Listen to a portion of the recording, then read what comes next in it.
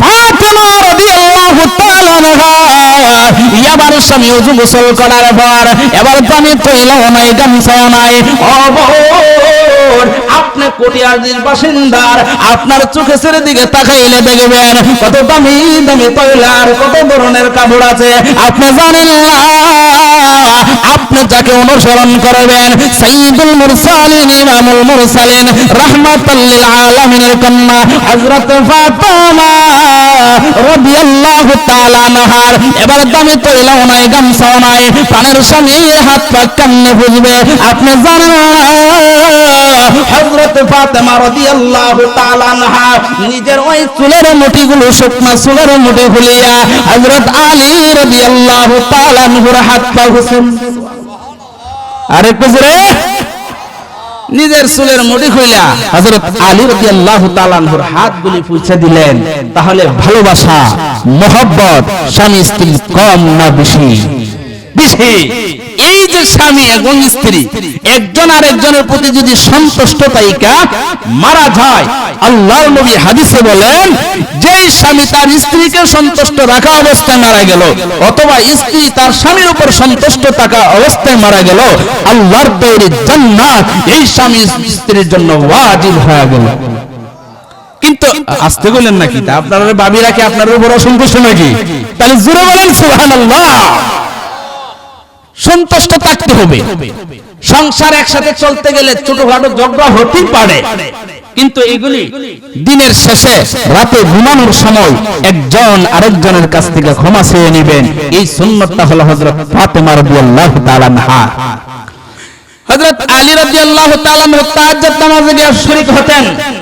এটা শুধু হযরত আলী রাদিয়াল্লাহু তাআলা আনহু এতটুকু নয়, স্বয়ং রাহমাতাল লিল আলামিন বিশ্ব নবী রাহমাতুল লিল আলামিন নিজেও তাহাজ্জুদ নামাজের সময় ঘুম থেকে উঠিয়া হযরত আম্মা জান আয়েশা সিদ্দিকা রাদিয়াল্লাহু তাআলা আনহা বলেন, আল্লাহর হাবিব একদিন আমার ঘরে ঘুমন্ত অবস্থায় আমার ঘরে সিরিয়াল থাকবে ওই দিন, হঠাৎ গভীর রজনীতে দেখলাম আমার ঘরে নাই।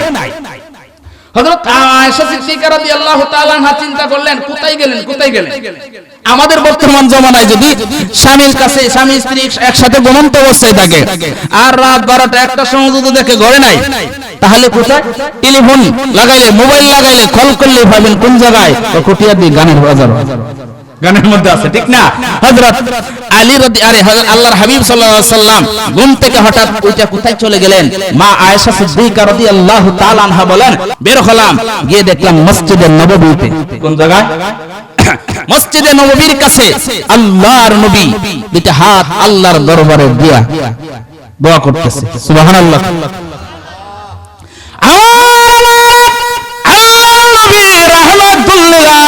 দোয়া করতেছে, প্রভু গো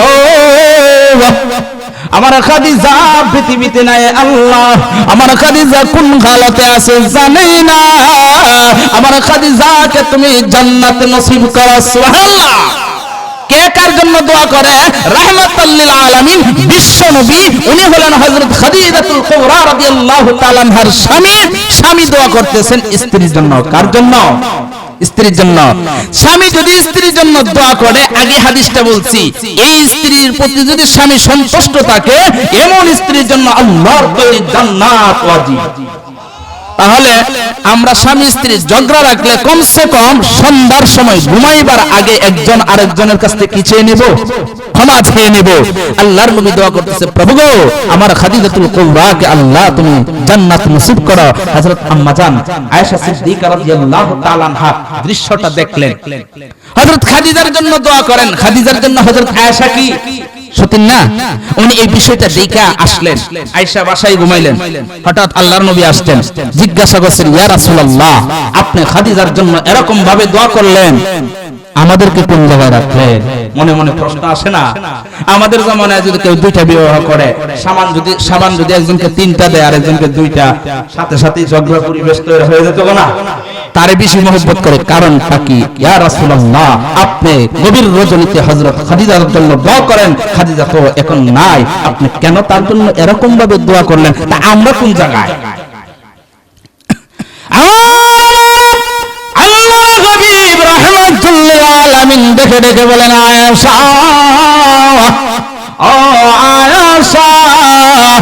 খাদিজা হলো আমার দুঃখের দিনের সাথী, আয়েশা আর তোমরা হলে আমার সুখের দিনের সাথী। ঠিক কিনা? দুঃখের দিনের সাথে কেমনে? ওই প্রসঙ্গটা বলতে গেলে বিশ্ব নবীর সিরাতের একটি অংশের ভিতরে ঢুকতে হবে, তাহলে আলোচনা পুরাটা ওই পয়েন্টে চলে গেলে আমার সময় আর নাই। আল্লাহর নবী বলেন আমার খাদিজা হলো আমার দুঃখের দিনের সাথী আর তোমরা হলো আমার সুখের দিনের সাথী। শুধু আংশিক একটা ইঙ্গিত দেই কিরকম ভাবে দুঃখের দিনের সাথী।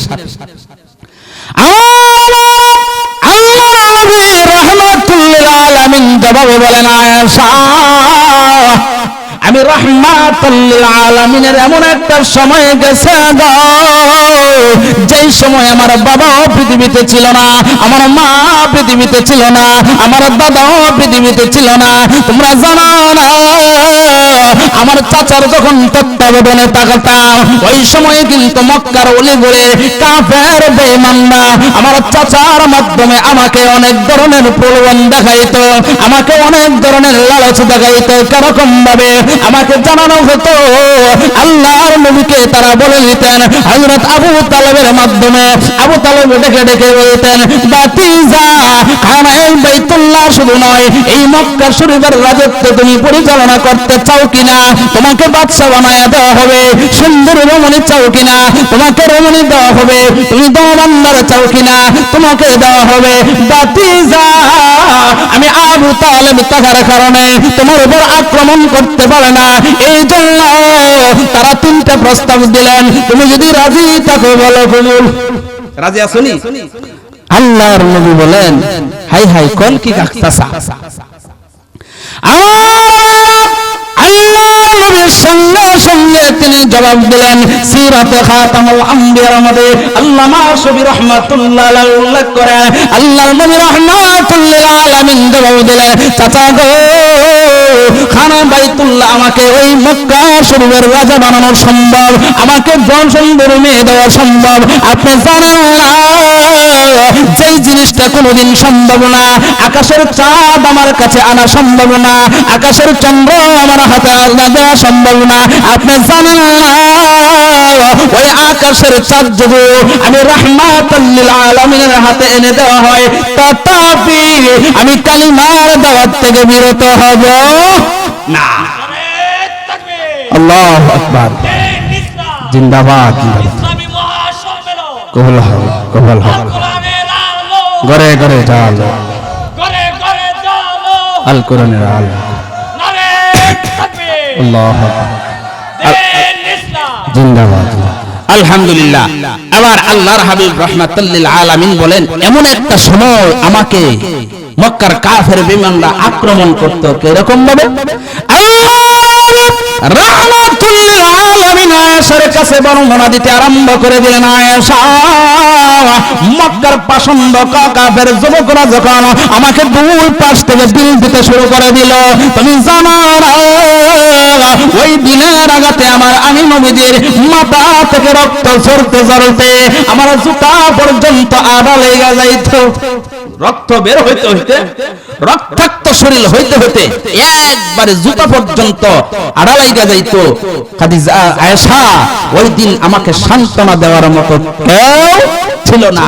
ঠিক এই সময় যখন আমি খাদিজাতুল কুবরা রাদিয়াল্লাহু তাআলা আনহার ঘরে যাইতাম, হযরত খাদিজা ইচ্ছা করে আমার শরীর মালিশ করে দিতেন, তেল মালিশ করে দিতেন।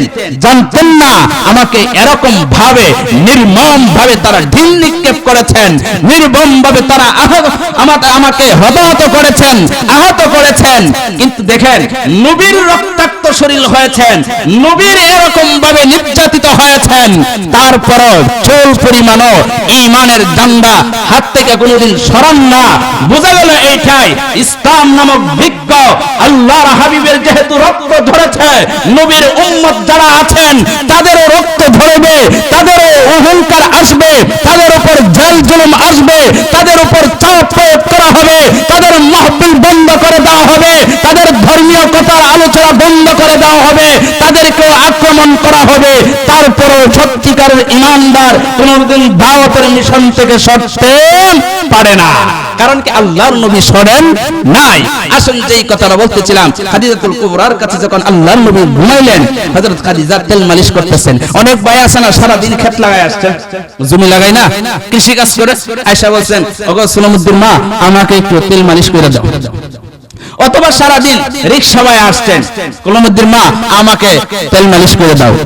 এখন উনি জবাব দেয় আমিও তো 3 সন্তানের নিয়ে ব্যস্ত আছি, আর এখন খাওয়া খাম পাইছি না, তেল মালিশ করি।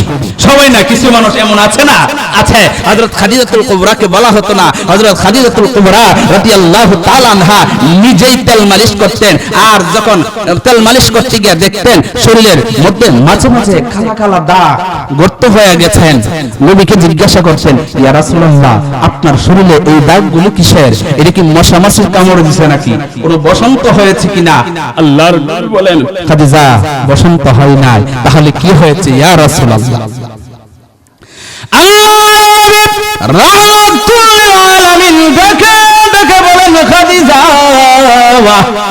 এই মক্কা মদিনার তায়েফের পছন্দ যুবকেরা যাদেরকে লেলিয়ে দেওয়া হয়েছে, তারা পাথর নিয়ে আমি রাসূলের উপর যখন আক্রমণ করত, ও খাদিজা ওই পাথরের আঘাতে আমি রাহমাতুল লিল আলামিনের ওই শরীরগুলো আমার শরীরের মধ্যে এমন গর্ত হয়ে গিয়েছে।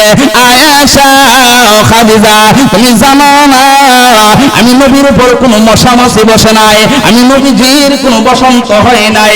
খাদিজা ওই রক্তাক্ত হয়েছে মক্কা মদিনার পাষণ্ড যারা আছে তাদের পাথরের আঘাতের কারণে।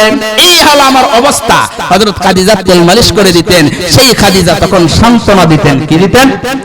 একজন পুরুষ যখন কুটিয়ারদি বাজার হয় অথবা জমি জামা বিভিন্ন জায়গার মধ্যে জয় জাগরা বিভিন্ন ধরনের ঝামেলা করে ঘুরে আসে, আর সত্যিকারের একজন মহিলা যদি বউ যদি তার ফ্যামিলির ওয়াইফ যদি এমন হয় আদর্শবান হয়, স্বামীর চেহারা দিকা বুঝতে পারে ওনার বিষণ্ণ, ওনার মনে অস্থিরতা ভাব আছে, তখন যদি একটা সান্ত্বনা দিতে পারেন, বিশ্বাস করেন এমন পুরুষও মনে করে তার ঘরটা হলো জান্নাতের বাগান।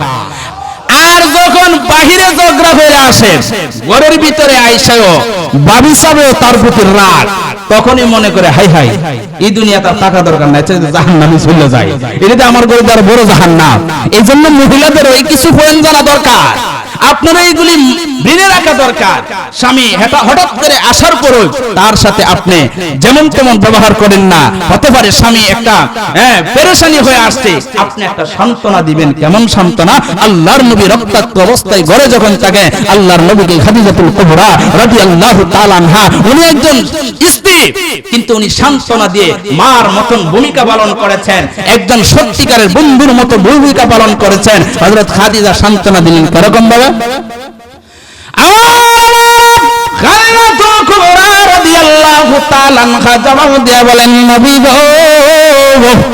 আপনি সবর ইখতিয়ার করেন, ধৈর্য ধারণ করেন।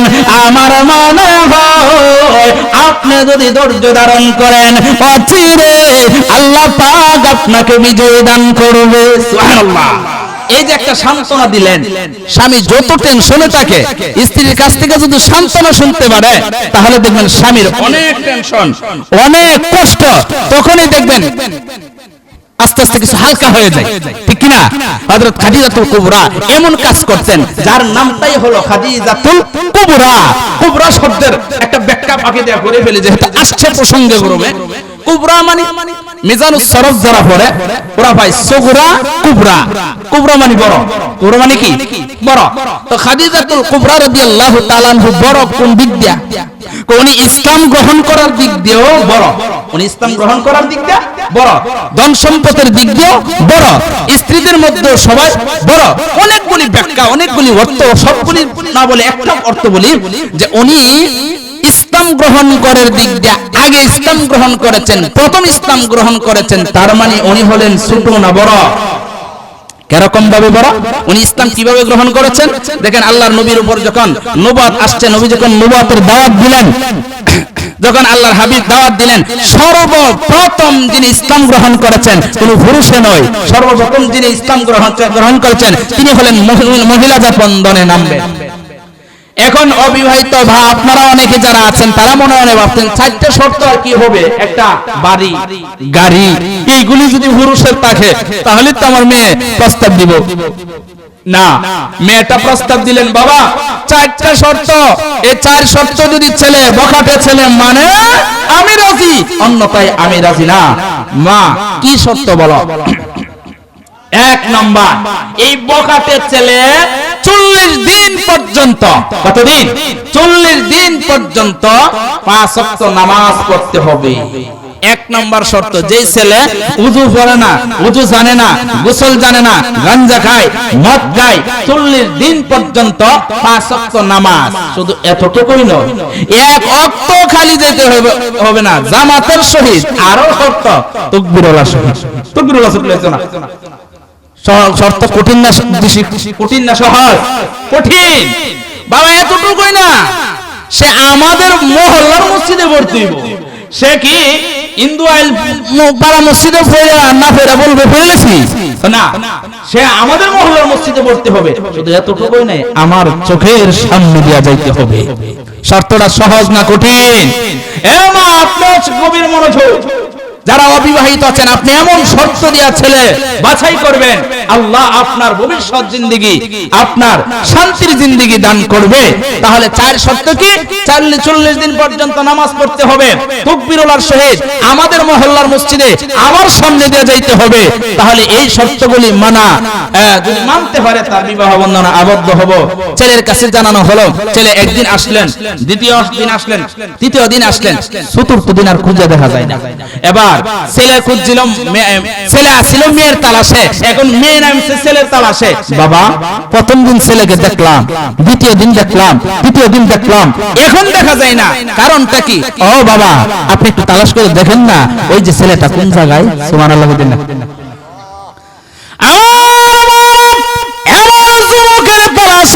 বাবা বের হয়ে গেলেন, সেই যুবকটা একদিন আসলেন, 2 দিন আসলেন, 3 দিন আসলেন, এবার চতুর্থ দিন খুঁজে পাওয়া যায় না। এবার তালাশে, যুবকের তালাশে বাবা বের হয়ে গেলেন।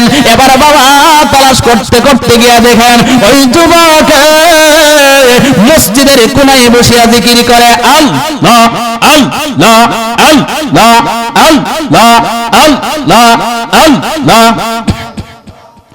লা মুহাম্মাদুর রাসূলুল্লাহ সাল্লাল্লাহু আলাইহি সাল্লাম।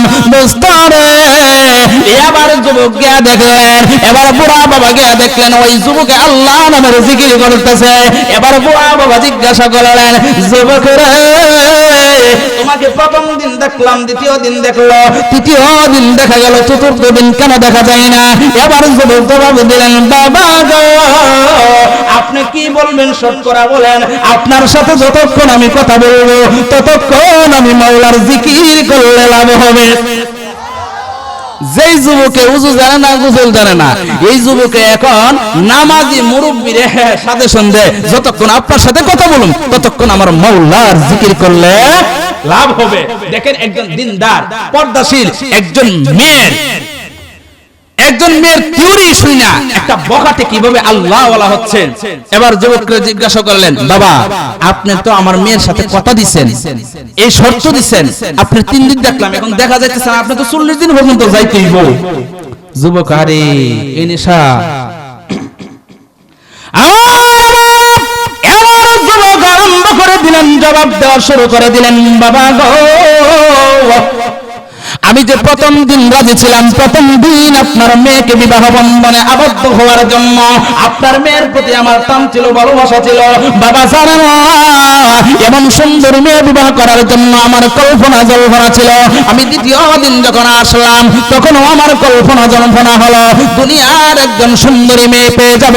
বাবা জানেন তৃতীয় দিন থেকে আবার আমার চিন্তা বিগড়ে শুরু হয়ে গেল, এত সুন্দর মেয়েটা আল্লাহকে যেন বানাইলেন, যিনি বানাইলেন তিনি হলেন খালেক, তিনি হলেন সৃষ্টিকর্তা, তিনি হলেন আমার আল্লাহ।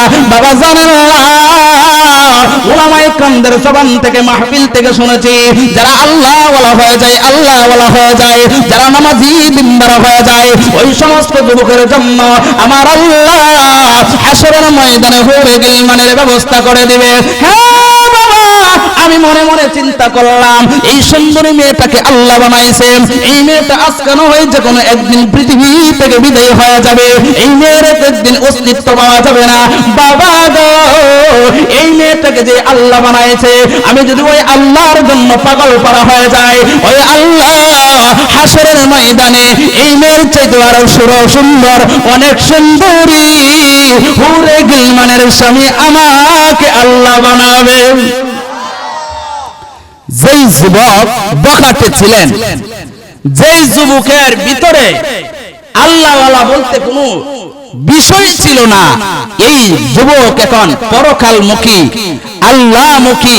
এই যুবক এখন কথা বলতে গেলে সময় নাই, শুধু আল্লাহ আল্লাহ জপবে।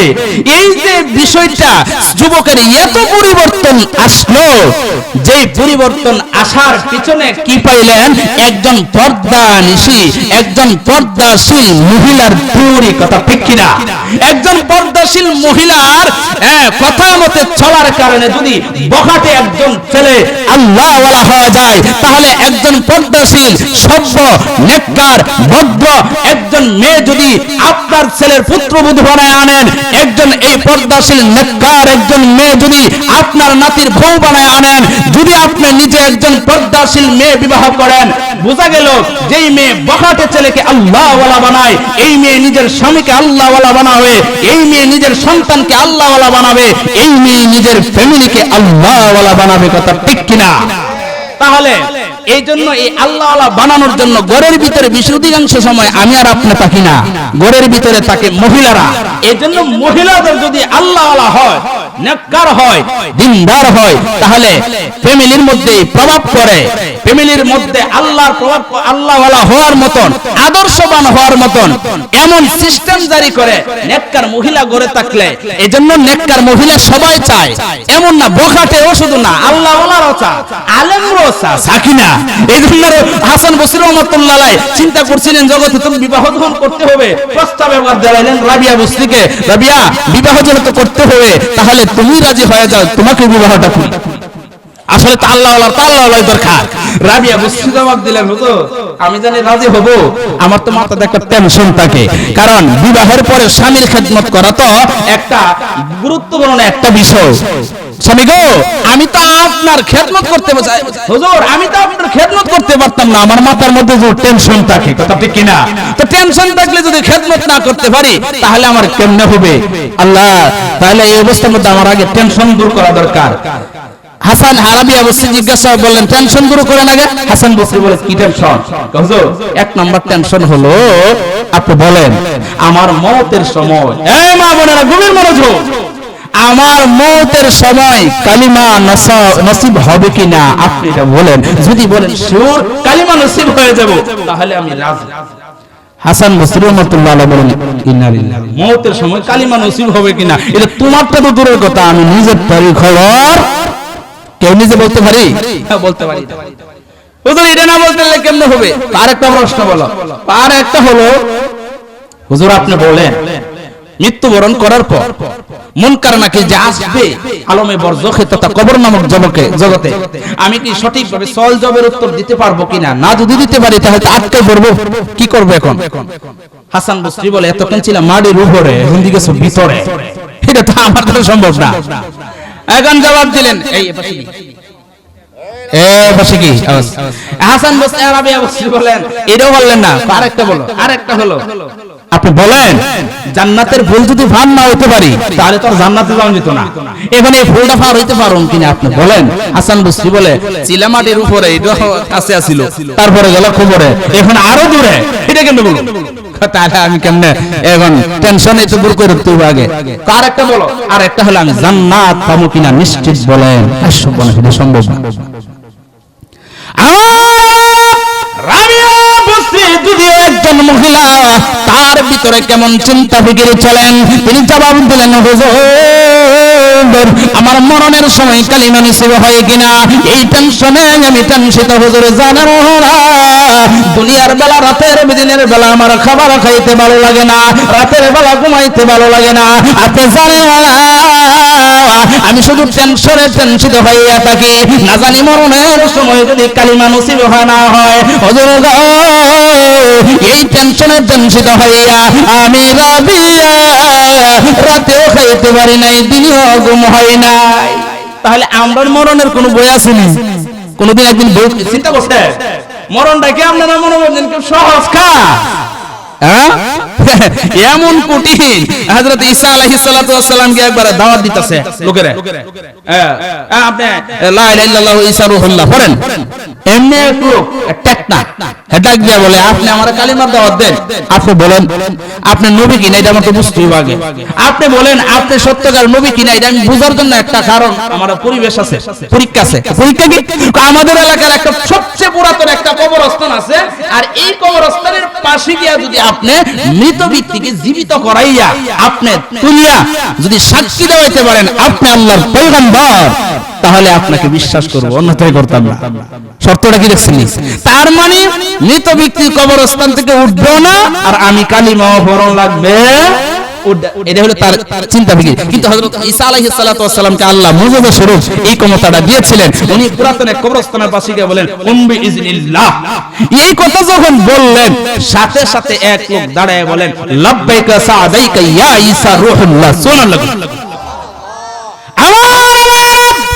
ঈসা রূহুল্লাহ এবার তার প্রশ্ন করলেন তুমি কে? উনি জবাব দিলেন আমি নূহ পয়গম্বরের ছেলে সাম পয়গম্বর। নূহ পয়গম্বরের ছেলে সাম পয়গম্বর, বাবাও ছিল পয়গম্বর, আমিও ছিলাম পয়গম্বর। কিছু কথা হইছে পরস্পরে, কথা বলার উদ্দেশ্য না আমার। তো কথা বলার পর উনি জিজ্ঞাসা করেন ভাই আপনি বলেন তো আমি নবী কিনা? উনি সাক্ষী দিয়ে দিলেন নিঃসন্দেহে আপনি আল্লাহর পয়গম্বর। এরপরে তাদের লম্বা চড়া কথার পর বললেন আপনি কি দুনিয়াতে থাকবেন না চলে যাবে?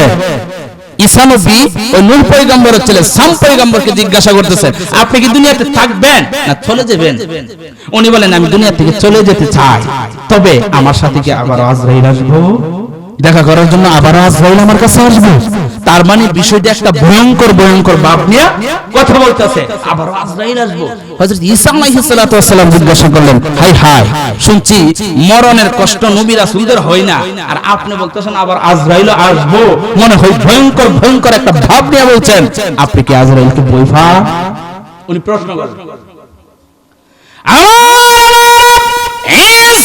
রূহুল্লাহর জবাবে এবার হযরত নূহ পয়গম্বর সাম পয়গম্বর ডাক দিয়ে বলেন ভাই ঈসা আজ থেকে একদিন নয় দুই দিন নয় 1000 নয় 2000 নয়, ভাই ঈসা আজ থেকে 4000 বছর পূর্বে নূহ পয়গম্বরের ছেলে আমি সাম পয়গম্বরের মরণ হয়েছে। ভাই জানেন আমার সাথে আজরাইলের সাক্ষাৎ করেছে, আজ পর্যন্ত আমি আমার আজরাইল যে আমাকে পাকড়াও করেছে ওই মরণের কষ্ট বলতে পারি না। মরণের কষ্ট একটা কথা এখানে, আর একটা কথা বিষয় বুঝে রাখেন। ভাববেন মনে মনে নবীর মনে খুব কষ্ট হয়েছে। সবচেয়ে মরণের সহজ হয় মরণের কষ্ট অনুভব হয় না নবী রাসূলদের এবং পরহেজগার লোকদের, আর মরণের কষ্ট অনুভব হয় না, কষ্ট অনুভব হয় বেঈমানদের। তবে ঈমানদারদের মরণের কষ্টটা হলো এমন যেমন মনে করেন যে এরার কষ্টটা হয় আরামে। মনে করেন যে আজকে একজন রিকশা ভাই আইছে, সারাদিন কৃষি কাজ করে আসছেন, সন্ধ্যার সময় যদি আপনার নাতি আপনার পায়রা দেই বা টিপ দেই ছাপ দেই, ভালো লাগবে না? না খারাপ লাগবে? আরো ভালো লাগবে, আরামে ঘুমিয়ে যাবে, ঠিক কিনা? আর এই চাপটা যদি আপনি দেন, কালকে একটা সন্তান ভূমিষ্ঠ হয়েছে, এই সন্তানের পায়ে হাড্ডি থাকবো না ভাঙবো? তাহলে একই চাপে 10 দিনের সন্তানের হাড্ডি ভেঙে যাবে, আর একই চাপে 80 বছরের বুড়ার আরাম লাগবে, কথা ঠিক কিনা? একই কষ্ট বেঈমানের জন্য আযাবের কষ্ট হবে, আর ঈমানদারদের জন্য ঘুম আসা যাবে। ঈমানদার যারা ঘুম আসবে তারাও বলে কি যে ভয়ঙ্কর কষ্ট, এমন ভয়ঙ্কর কষ্ট নবী রাসূলদের মাধ্যমে বোঝা যায়। তাহলে আমাদের কষ্ট কম হবে কিনা বেশি? বেশি। তাহলে আসুন আমাদের কয়েক মিনিটের ভিতরে আমরা শেষের দিকে যাইতেছি। আমরা যারা এখনো বাহিরে আছি দোয়ার মধ্যে শরীক হয়, মা বোনরা গভীর মনোযোগ, ছোট্ট একটা কথা বলে আজকের মতো এখানে আলোচনা শেষ করব। যে যত বেশি পর্দা থাকবেন তার সম্মান আল্লাহ তত বেশি বাড়াইবেন। একটা কথা বলে আজকের মতো শেষ করব। হযরত ফাতেমা রাদিয়াল্লাহু তাআলা আনহাকে একদিন আল্লাহর নবী জিজ্ঞাসা করলেন, এই গভীর মনোযোগী আপনিও শুনে রাখেন। জিজ্ঞাসা করলেন, মা ফাতেমা, কি মা জানো নি তোমার আগে একজন মহিলা জান্নাতে যাবে? আসলে আমরা সব সময় বলতাছি হযরত ফাতেমা রাদিয়াল্লাহু তাআলা আনহা সবার আগে জান্নাতে যাবে, আসলে এটাই সঠিক। কিন্তু আজকে একটা কথা আমার কাছে শুনেন, এটা আবার বিশ্লেষণ করে পরে দেখবেন। হযরত ফাতেমা রাদিয়াল্লাহু তাআলা আনহাকে হযরত রাসূল জিজ্ঞাসা করেন, ফাতেমা তুমি কি জানো নি তোমার আগে একজন মহিলা জান্নাতে যাবে? হযরত ফাতেমা চমকায় গেলেন। আল্লাহর নবীকে বললেন, বাবা গো, আপনি না বললেন আমি জান্নাতের রমণীদের সরদারনি, আমার আগে আবার যাবে ওঠে? মা বোনরা কোন গভীর মনোযোগ, কে যাবে? আরে বড় কোনো মানুষ না, নেককার কোন নবী ওলিদের স্ত্রী না।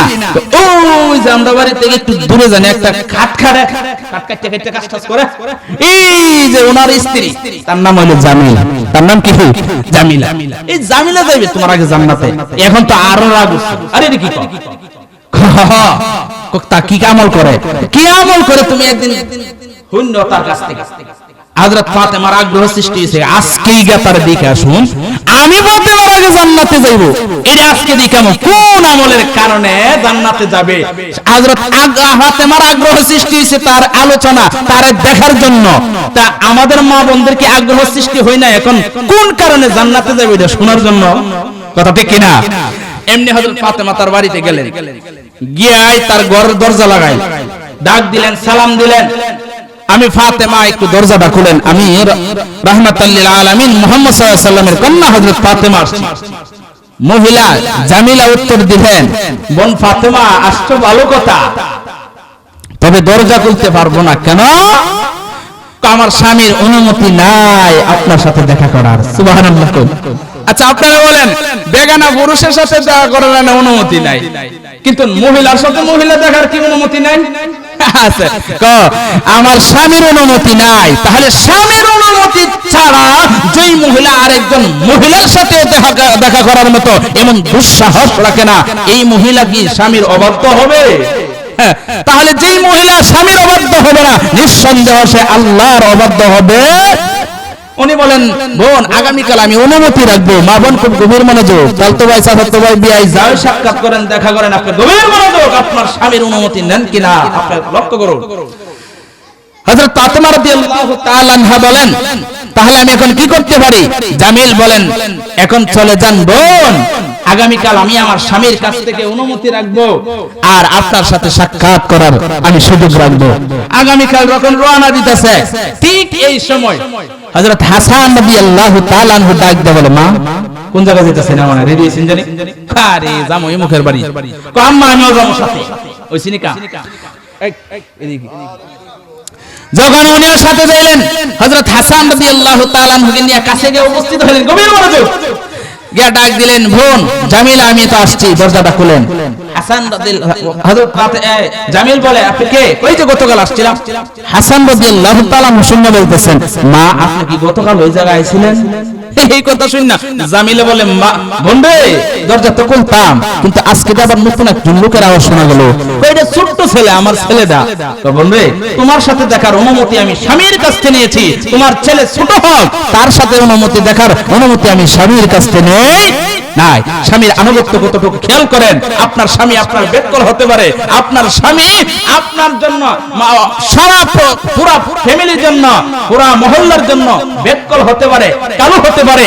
আপনি সব সময় আপনার স্বামীকে সকলের কাছে কালো হলো আপনার কাছে সবচেয়ে ভালো মনে করবেন, সকলের কাছেও বেদকল হলো আপনার কাছে আকাশের তারকা মনে করবেন। তাহলে দেখবেন স্বামী স্ত্রীর সংসারে বরকত হবে, অন্যথায় ঝামেলা বাড়বে, ঝগড়া বাড়বে। স্বামীর একজন দিবে কথা আর স্ত্রীকে বলবে, হ্যাঁ এটা সংসার করো, কথা ঠিক কিনা? এই জন্য লাগাই দিবে। হযরত জামিল বলেন, বন্ধে আমি আমার ছেলের সাথে সাক্ষাৎ করার সুযোগ দিছি না, অনুমতি নেই না। ঠিক আছে, আগামীকাল রওনা যখন দিবে ঠিক সেই সময় হযরত হুসাইন বলে, মা বাইরে নিয়ে কই যেতেছ? আমি যাম। এখন হযরত হুসাইন কে নিয়ে রওনা দিলেন। দুই ছেলেকে নিয়ে যখন গেলেন, গিয়া ডাক দিলেন, জামিল বোন আমি আসছি। এবার বললেন, কে? ওই যে গতকাল আসছিলাম। হুসাইন ডাক দিয়ে বলে, মা বাইরে নিয়ে কি কালকে আপনি এখানে আসছিলেন? এখন জামিলে বলে, বন্ধে আজকে তে আরেকটা কণ্ঠের আওয়াজ শুনলাম নতুন, কইরা আমার আরেকটা পিচ্চি ছেলেটা। তো বন্ধে সম্ভব না আজকেও দেখা করার, আপনার অনুমতি আবার নিয়ে নিন, নেওয়ার পরে আসবেন। পরের দিন যখন অনুমতি নিয়ে গেলেন, অবশেষে দেখা হলেন, সাক্ষাৎ হলেন। গিয়াই দেখে জামিলের ঘরের দরজার সামনে একটা রশি টাঙ্গাই। কি টাঙ্গাই? আর বেত চিনি বেত, এই যে প্রতিষ্ঠানে বেত দিয়া ফুলামানকে একটু ইয়া দেওয়া হয়, বাচ্চাদেরকে শাসন করা হয়, বেত। জিজ্ঞাসা করা হয়, বোন এটা টাঙ্গাল কেন? জামিল ডাক দেয়া বলে, বোন ফাতেমা আমার ঘরের ভিতরে এই রশিটা আর এই বেতটা কেন টাঙ্গা রাখছি আপনি জানেন? আমি যদি স্বামীর নাফরমানি করে ফেলি, আমি স্বামীর যদি অবাধ্য হয়ে যায়, আমি জামিলের স্বামীকে অনুমতি দিয়ে রাখছি, স্বামী গো আল্লাহর তৈরি জান্নাতে যাইয়া ওই অপরাধের কারণে জাহান্নামী হব, আমি সহ্য করতে পারবো না। স্বামী গো হাসরের ময়দানে মানুষের সামনে আমি লজ্জিত হব, আমি এমন বিচারের কাঠগড়ায় দাঁড়াবো, আমি এই জন্য রাজি না। স্বামী গো আমি যখন কোনো অপরাধ করব, আমাকে এইখানে আপনি বিচার করবেন। স্বামীর পক্ষ স্বামীকে অনুমতি দিয়ে রাখছেন, তাহলে কেমন মহিলা স্বামীর অনুমতি দিয়ে রাখছেন? আর আজকালে ধরে দেন কয়টা বাজে না, হয়তো অযথা তো আপনি ধরো ঠিক না। তো এইভাবে দেখেন অনুমতি দিয়ে রাখছেন। অবশেষে চিন্তা করলেন, কি আমল করেন বোন? আপনার কথা আমার বাবা রাহমাতুল লিল আলামিন বলছেন, আপনি আমার আগে আগে জান্নাতে যাবেন। বন্ধু আমি তো অন্য কোনো আমল করি না, আমি শুধু স্বামীর কথা মতো শুনি আর আল্লাহর হুকুমগুলি পালন করি, এছাড়া আর কোনো আমল নাই। চিন্তা করলেন, এবার চলে গেলেন, গিয়া বললেন, বাবা আমার আগে তার দেখলাম স্বামীর বাধ্যগত একজন স্ত্রী, আপনার স্কুলের মনোযোগ, আপনার জান্নাত আপনি কামাই করে নেন, আপনি স্বামীকে খেদমত করলে আর কথা মতো শুনলে, এর মানে এই না স্বামীর কথা আমি শুনতাম একা একা কেন, আপনার সুবিধার জন্য আপনি শুনবেন। হযরত ফাতেমা রাদিয়াল্লাহু তাআলা আনহা বাবার কাছে গিয়ে বলেন, বাবা সে খুব পর্দাশীল মহিলা বুঝলাম, কিন্তু আমার আগে যে জান্নাতে যাবে এর কারণটা কি আপনি বলেন। কারণটা শোনা দরকার নেই, মানে এই কারণটা যদি আমি কয়ে ফেলি তা আমার আরো 2-3 মিনিট যাইবো গা। আরে যাইলে ফেলু আমি আবার সকালে গিয়া হাদিসের কিতাব পড়ার লাগে, ফজর পড়ে পারবো, যেখানে থেকে রাত্রিতে যাওয়ার লাগে, তো 2 মিনিট গেলে আর অসুবিধা তো না। তো তাহলে কথাটা শুনি, গভীর মনোযোগ, গভীর মনোযোগ, আমার অসুবিধা নেই, গভীর মনোযোগ। হযরত ফাতেমা রাদিয়াল্লাহু তাআলা আনহা বলেন, বাবা গো আপনি বলেন আমার কারণটাকে, আমার আগে জান্নাতে যাবে মহিলাটা, এটার কারণটাকে আপনি বলেন তো দেখি। আল্লাহ নবী রাহমাতুল আলামিন ডাক দিয়ে বলেন, মা ফাতেমা তোমার আগে জামিলে কেন আগে জান্নাতে যাবে, আর রহস্যটা কি, কারণ কি? মা এই বিষয়টা জানাইতে চাইলে তোমাকে পিছন দিকে ফিরে চলে যেতে হবে, ওই ইতিহাসের দিকে। কোনটা মা জানো না? হযরত আলী এবং তোমার বিবাহ বন্ধনে আবদ্ধ হওয়ার সময় আমি বাবা তোমাকে একটা শাড়ি দিয়েছিলাম উপহার হিসেবে। মা জানো না তোমার সংসারে যখন সচ্ছলতা ছিল না, দুর্বলতা এসে গিয়েছিল, সংসারে খাবার খাদ্য ছিল না, ওই সময় তুমি হযরত আলীকে পাঠাইছিলে হযরত আলী ওইটা বিক্রি করার জন্য, ওই সংসারের জন্য, রুটি রোজগার কিনে আনার জন্য, কোন জিনিস কিনে আনার জন্য। বাবা এটা তো করছিলাম, পাঠাইছিলাম। পাঠানোর উপর হযরত আলী গেছে বিক্রি করার জন্য, বিক্রি কইরা কিছু রুটি বা কোনো জিনিস, এর খাবারের জিনিস কিনে আনবো। এই শাড়িটা নিয়ে বেচছে 6 টাকা। কয়টা? এই পয়েন্টটা মনে রাখবেন, এর পরে একটা হিসাব আসবে, এই জন্য 6 টাকা বেচছে। 6 টাকা বেচার পরে এই 6 টাকা নিয়ে কিছু রুটি কিনে নিয়ে আসবো, বড় কোনো কিচ্ছু খাবারের ব্যবস্থা নাই। রাস্তার মধ্যে আসার পর মনে করেন যে কোনো একটা প্রসঙ্গ বা একজন ফকির রেফাইলে কিছু দেওয়ান, ফকির 6 টাকা বলাইছে। এখন ঘরে নাই খাবার, আসিল একটা শাড়ি, এটা করলো বিক্রি, এ টাকাও দিল দান কইরা, গরও খাবার নাই, 6 টাকাও নাই, নিজের কাছেও নাই, ফ্যামিলির কাছেও নাই, খাইব কি? উপাস না সবাই। আর আমি আর আপনি চিন্তা করলাম এখন তো 6 টাকা আছে, এ দান করলে কেমন আমার ঘরে নিয়ে যায়, চিন্তা এটা না। হযরত আলী দিয়ে দিলেন 6 টাকা। এখন এই অবস্থায় বাড়ির দিকে আসতেছে, রাস্তার মধ্যে দেখে এক লোক সুন্দর একটা ঘোড়া নিয়ে দাঁড়ানো আছে। কি নিয়ে দাঁড়ানো আছে? ঘোড়া। গভীর মনোযোগ, দান করে লাইছে। এই ঘোড়া যখন দেখলেন, এই বিক্রেতা লোকটা ডাক দিয়ে বলল হযরত আলীকে, ভাই আপনি কি ঘোড়াটা কিনবেন? আমার কাছে টাকা পয়সা নাই, কিনে কি করব?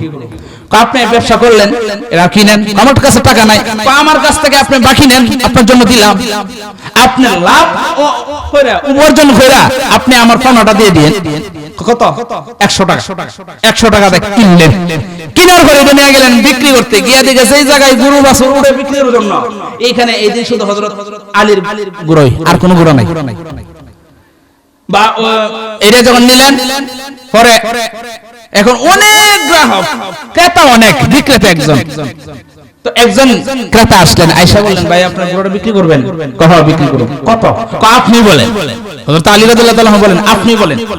আমি বলতাম তাহলে 160 টাকা। 100 কত টাকা? গভীর মনোযোগ, 100 কত টাকা?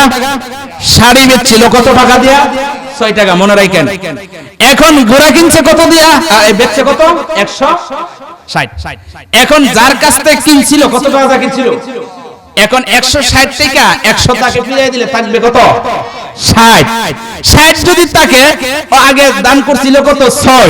কত? 6 দশে আল্লাহর নবী বলেন কেউ যদি এক দান করে তার সাথে 10 বৃদ্ধি পায়, তাহলে 6 টাকা দান করলে 60 টাকা আসছে কিনা? 6 এ 60, 6 কত? 60। 60 কিন্তু হয়ে গেছে, 60 টাকা আইছে। বাস এখন ইচ্ছা মতে অনেক কিছু কিনলেন, রুটি কিনলেন, যা কিছু কিনার, আগে কিনলো 6 টাকার, এখন কিন্তু 60 টাকার। কত কিনবো? কিনা ইচ্ছা মতে নিয়ে গেলেন। ইচ্ছা মতে এইগুলি নিয়ে গিয়া এবার বাসায় যখন গেলেন, হযরত ফাতেমা বলেন গড়াইছেন না শোন। মা বোন চিন্তা করেন, আপনার স্বামী গতকালে পকেট খালি করে বের হয়েছেন, সন্ধ্যার সময় 10,000 টাকা নিয়ে আসছেন, আপনি জিজ্ঞাসা তো কোনোদিন করেন নাই কোথায় থেকে এটা আনলেন? আর যদি স্বর্ণ এক ভরি আনতে পারে, চুরি না ডাকাতি আর প্রশ্নই নাই, আমার স্বর্ণ অলংকার হইলেই চলে। হযরত ফাতেমা কাজটা ভালো করছিল যে আপনি ঘরে ঢুকেন না, ইন্নালিল্লাহ, আমার গরুর সংসারে খাবার নাই বিদায় আপনি কোন জায়গা থেকে এই মাল নিয়ে আসলেন, এটা বৈধ না অবৈধ আগে আমার জানতে হবে। আসলে কি জিনিস বৈধ না অবৈধ? এটা আসলে বৈধ। কিন্তু হযরত আলীরকে আল্লাহর নবীর কন্যা হযরত ফাতেমা আটকাইলেন। জানার পর যখন বুঝতে পারলেন এটা বৈধ জিনিস, এরপর বলেন ঠিক আছে আসেন। আল্লাহর নবী রাহমাতুল লিল আলামিন দায়ে দেয়া বলেন ও মা ফাতেমা, তুমি ওই জায়গায় তারে দরজার সামনে কেন আটকাইলে? তুমি তোর স্বামীর সাথে এই কাজটা ঠিক করো নাই। মা তারে ঘরে আসার অনুমতি দিতে, তার ঘরে জিজ্ঞাসা করতে, তুমি জানো না ওই যে কাজটা করলে এটা ঠিক হয় নাই। এবার আসল জিনিসটা বোঝা দরকার। তাহলে এখন বুঝতে থাকি, ওই যে শাড়িটা নিয়ে গেলেন, ওই শাড়িটাকে কিনলেন, এরপরে উনি একটা ঘোড়া কিনলেন, ঘোড়াটা কার কাছ থেকে কিনলেন? উনি ঘোড়াটা বিক্রি করলেন, ঘোড়াটাও কে কিনলেন? আল্লাহর নবী জবাব দিলেন মা, ওই যে প্রথম শাড়ি বিক্রি করলেন, ওই হযরত আলী বিক্রি করলেন, ওটাও আল্লাহর একজন ফেরেশতা হযরত ইসরাফিল। মা তুমি যখন আবার ওই হযরত আলী যখন একটা ঘোড়া কিনলেন, ওই ঘোড়াটা হলো হযরত জিবরাইল তার কাছ থেকে, ওই ঘোড়াটা যখন বিক্রি করলেন, ওই ঘোড়াটা হলো আল্লাহর একজন ফেরেশতা মিকাইল কিনেছেন। কাপড় বেচছেন একজন, উনিও ফেরেশতা। আবার আরেকজনের কাছ থেকে উনি ঘোড়া কিনছেন, উনিও ফেরেশতা। উনি ঘোড়া যার কাছে বিক্রি করছেন, উনিও ফেরেশতা। মারে এই ফেরেশতা ঘোড়া নিয়ে জমা রাখছে জান্নাতে। আল্লাহর নবী রাহমাতুল লিল আলামিন জবাবে আবার আল্লাহর নবী জানাইলেন মা, প্রথম যে তোমার কাপড় কিনলেন, ওই ফেরেশতা কাপড় নিয়ে জান্নাতে জমা রাখলেন। ওই যে লাস্টে যে তোমার স্বামীর কাছ থেকে ঘোড়া কিনলেন, ওই ঘোড়াটাও জমা রাখলেন জান্নাতে। মা জানিস না হাসরের ময়দানে আমি রাহমাতুল লিল আলামিন জান্নাতে যাব একটা ঘোড়ার উপরে উঠিয়া, আর ওই ঘোড়ার লাগামটা থাকবে হযরত বেলালের কাছে। মা জানো না হাসরের ময়দানে তুমি ফাতেমা তোমাও একটা গুড়ার উপর উঠিয়া ওই যে জান্নাতে যাবা, আর ওই গুড়ার লাগাম ধরে ধরে জামিলা যাবে জান্নাতে। গুড়ার লাগাম ধরে ধরে সামনে টাইনা যাইবো, তো এটাকে আগে যাইবো না পিছনে যাইবো? তাহলে হযরত ফাতেমা আগে যাইতেছে লগে, তার মানে ওনারই নিয়ে যাইতেছে, আর একজন রাসূলের এই গুড়াটা নিয়ে যাবে, তার নাম কি? হযরত বেলাল। রাসূলের গুড়ার এই বেলাল এই যে নিয়ে যাওয়ার একটা কারণ আছে, আধা মিনিট চেষ্টা করুন, যদি 1 মিনিটের উপরে জায়গা মাফ করে দেন। হযরত বেলালের এই শান, এই গুড়া নিয়ে যাওয়ার মর্যাদা, আল্লাহর নবী যখন মেরাজে গিয়েছিলেন, মেরাজে গিয়া দেখে হযরত বেলালের গুড়ার আওয়াজ শোনা যায়, বেলাল যেই জায়গায় আছে মনে হয় অনুভব হইতেছে আল্লাহর নবী। ছেলেরা ওরা দেখেন এই বয়সে তারা যে এই কাজটা করলো, এখন একটা দেশের মধ্যে একটা খুব মারাত্মক অবস্থার মধ্যে সাধারণত ভাবে ওয়াজ মাহফিল করানো যায় না, তারপরে রাত এখনো পৌনে 1টা পর্যন্ত এই নবীন এই কিশোর ছেলেদের মাধ্যমে আল্লাহ এমন একটি দ্বীনি পরিবেশের ব্যবস্থা করে দিয়েছেন। সর্বপ্রথম এই যুব সংগঠনের জন্য আমি দোয়া করি আপনাদেরকে নিয়ে, আল্লাহ এই বছর থেকে ওরা চালু করেছেন আমার বড় ভাই জনাব মাওলানা এই যে রমজান আলী ভাই, অত্যন্ত মহব্বতের মানুষ। আমার মনে হয় আজ থেকে 2 বছর আগে আমি আরেকবার এই মাঠে এই জায়গায় আসছিলাম, আমি ময়মনসিংহ নান্দাইল থেকে আরেকটা প্রোগ্রাম শেষ করে এখানে আসছিলাম, হুজুর আমাকে এটা স্মরণ করায় দিয়েছিল। তো এই শুক্রবারে আরে আজকে এটা লম্বা সময় দেওয়ান গেছেন, আরো দেওয়ান যাইতো, তবে দেশের অবস্থা এই মুহূর্তে এত লম্বা ভয়ান এবং দীর্ঘ সময় কোথাও হচ্ছে না এবং হয় না, এটা আপনাদের দয়া এবং বরকতে। আশা করি আমার আল্লাহ তাআলা তৌফিক দান করলে আরো চলাইতে পারতাম। তারপরও আপনাদের আগামীকালের কার্যক্রম আছে, এগুলি দিকে খেয়াল করে আপাতত আজকে এখানে রাখলাম। আর পাশাপাশি আমাদের এই ছোট ভাইরা যারা এই ব্যবস্থা, এই যুব সংঘের ভাইরা আজকে প্রথম বার্ষিকী হিসাবে এই সম্মেলন শুরু করেছেন, হ্যাঁ খুব ভালো লাগছে। এই মাঠে আগে 1 বছর আগেও আসছে, আরেক জায়গায় বয়ান করে আসার কারণে তাড়াহুড়া করুন লাগছে। আলহামদুলিল্লাহ আজকে পড়ার কারণে খুব সুবিধা হয়েছে, যদি আগামী সপ্তাহ পড়তে আবার সুবিধা হইল না। আগামী সপ্তাহ আবার 2টা এই জুমার দিন, একটা হলো এই যে দাঁড়িয়াগান্ধী, আর একটা আপনাদের কুঠিয়ার দিন। তো আজকের এই সপ্তাহটা এই মাহফিলটা খুব মানে টেনশন মুক্ত ভাবে করণ গেছে। তো এই যুবক ছেলেদেরকে আমরা দোয়া করি আল্লাহ পাক যেন এই প্রথম বার্ষিকী শুরু করেছেন, আমরা চাই কোন গানের মজলিস তাদের দ্বারা হতে আমরা চাই না, আমরা চাই এই মাহফিলটাকে এই যুবকরা করতে গিয়া ছোট ছোট মানুষ ওদের অনেক ভুল ভ্রান্তি হতে পারে, করতে গিয়া অনেক ত্রুটি বিচ্ছুতি হতে পারে, কারো দাওয়াতের ক্ষেত্রে কারোর সাথে কথাবার্তা বলতে গিয়া কোনো বিচ্যুতি হতে পারে, ত্রুটি হতে পারে, ভুল হতে পারে। আপনার ছেলে বা আপনার ভাই বা আপনার পাড়া প্রতিবেশী সন্তান হিসাবে, আমাদের ছোট মানুষ হিসাবে ক্ষমা করে এদেরকে আর উৎসাহ দিবেন যে সামনে থেকে আরো বড় করে করা হোক এবং তোমাদের এই কাজটা খুব ভালো উৎসাহ দিবেন। এই নবীনরা এই ইসলামী সম্মেলনগুলো করার মাধ্যমে প্রমাণ হয় এদেশে এখনো সাহাবায়ে ইকরামের আল্লাহর নবীর জামানার হিলফুল ফুজুল যুব সংগঠনের মতন এই সমস্ত ভাই ভাই যুব সংগঠন এরা যেন ভাই ভাই এক নেক হয়ে আল মুসলিম আহুল মুসলিম, এক মুসলমান আরেক মুসলমানের ভাই ভাই হিসেবে সবাই চলতে পারে। বিশেষ করে এই সংগঠনের সদস্যদেরকে আল্লাহ বর্তমান পরিবেশের সর্বপ্রকার রাহাজানি, খুন খারাপি, ঝগড়া বিবাদ, উচ্ছৃঙ্খলা বিশৃঙ্খলা থেকে আল্লাহ হেফাজত করে বলে আমিন। আর হ্যাঁ বিশেষ করে এখানে অনেক পরিশ্রম হয়তো মেধা দিয়া, সময় দিয়া, পরামর্শ দিয়া আমার ভাই রমজান ভাই অনেক কষ্ট করেছেন, উনি সহ আপনাদের এলাকার মুরব্বীরা যারা বিশেষ করে এতক্ষণ